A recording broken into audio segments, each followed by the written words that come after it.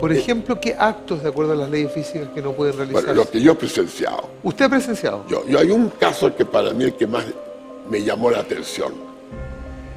Hace más o menos 30, poco más de años atrás, en Italia, en una localidad cercana a Italia, yo fui acompañando a un sacerdote que iba a hacer una clase, y como el arzobispo del lugar había sido nuncio aquí en Chile, lo conocía, me invitó, estuve almorzando con él, y después me dijo si lo podía acompañar, porque él había autorizado a un sacerdote para que realizara una investigación ante una eventual posesión diabólica. Esto lo he contado muchas veces por demás.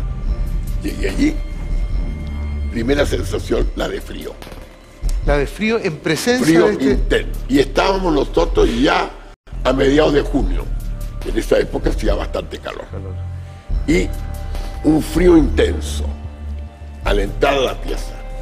Frío que no había en el ambiente restante de la casa.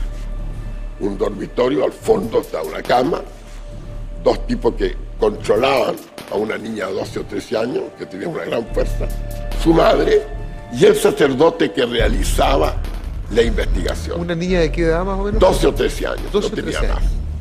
Una niña campesina, cuasi analfabeta, solo hablaba italiano. Nosotros, el arzobispo y yo, nos quedamos en la puerta. La niña observaba, sin decir una palabra. De repente, miraba, no decía nada. De repente comenzó a hacer un análisis de la Biblia, que a mí me llamó mucho la atención. Eso es física intelectualmente imposible, sí, para una niña con de un 12 cambio de voz no muy notorio. Ajá. Y comenzó, me recuerdo bien, yo con la epístola a los romanos de San Pablo, en una parte, y comenzó en griego, Efopanta de Martón, pasó al latín, y con el pecadero, en italiano, en castellano. En él todos pecaron.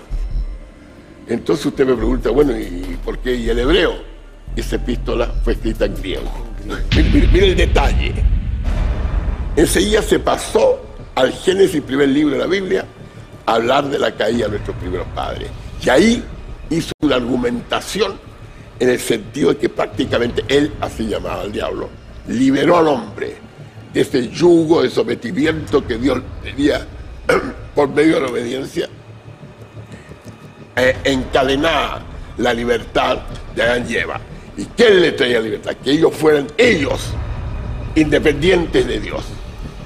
En eso consistió formalmente en formar el primer pecado. Y así empezó a narrar y siguió hablando en varias lenguas. Un detalle curioso, en un momento el sacerdote estaba rezando y hablaba que Dios había hablado por medio de los profetas. Los profetas, hombres de Dios, empezaron a hablar de lo que eran los profetas. Y la niña se pone a reír. ¡Ja, ja, ja! Profeta, hombre, si hasta los burros profetizan. Y hay que saber que hay una cápita en la Biblia en que efectivamente una burra, la burra de Balaam, que prácticamente asume la labor profética que su amo no tenía. Profesor, ¿por qué no puede ser un y caso? de repente, yo estaba hablando en latín, y como mi latín es bastante malo, no entendí. Y me dice, Cate, lo que quiero decir es tal cosa. Bien, termina todas estas peroratas, tergiversando la Biblia totalmente, pero con gran habilidad.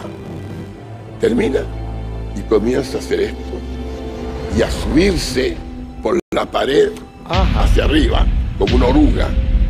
Al final queda con los brazos tendidos, los ojos en blanco. Perdón, más o menos, como si ella se pusiera a subir por aquí. exactamente, por más o menos unos 40, 50 segundos. Y los pies en esta forma vertical, más o menos una cuarta sobre la cabecera de la cama. Esta mano derecha mía la pasé para cerciorarme que realmente había levitado. Entonces, después bajó lentamente y se puso a dormir. Decretaron, por supuesto, el exorcismo, y a la segunda sesión la niña sanó. Pero actualmente, usted sabe que ¿cómo se puede decir? El rito del exorcismo actual se debe a Monseñor Jorge Medina, un cardenal chileno. Él fue precisamente el redactor actual. Actualmente la Iglesia exige exhaustivas investigaciones científicas de una eventual posesión antes de decretar un exorcismo.